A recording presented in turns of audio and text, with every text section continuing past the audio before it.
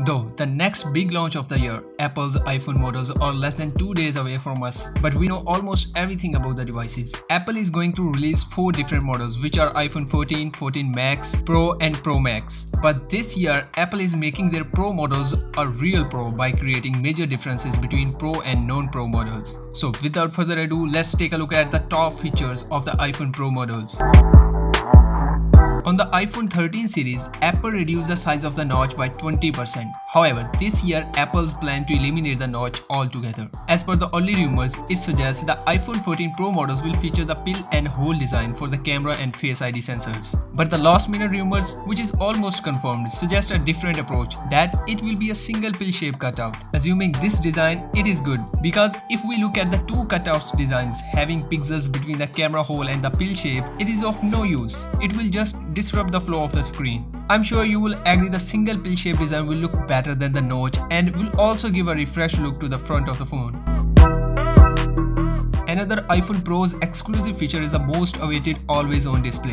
According to Mac rumors sources, while the always-on display, the wallpaper on the lock screen will sacrifice some graphics like the depth effect and also fully darken the display. The always-on display will feature the widgets and these will fade in and out at set intervals. Moreover, the user can view the notifications on the always-on display.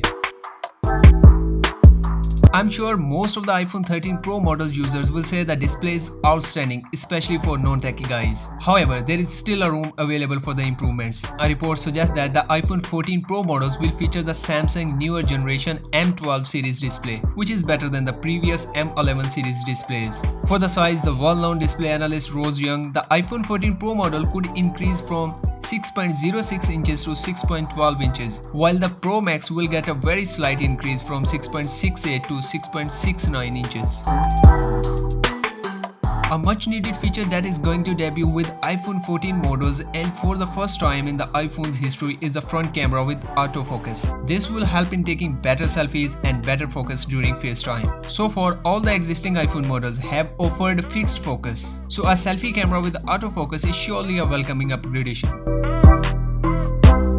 Perhaps the biggest change in the iPhone 14 Pro models is the 48 megapixel camera with a bigger sensor size. This is a huge upgradation over iPhone 13 Pro's 12 megapixel camera and is mentioned by many sources including well-known Apple analyst Ming-Chi Kuo, Taiwanese research firm TrendForce, and international securities analyst Jeff Pu. This new camera is able to produce 8K videos up from 4K on the 13 Pro. Now in a recent leak, Ming-Chi Kuo said that the Pro models will feature a new ultra-wide sensor with a bigger 1.4 microns pixel size compared to the iPhone 13 Pro's 1 microns. So this simply means the iPhone 14 Pro models will be able to result in better pictures in low light.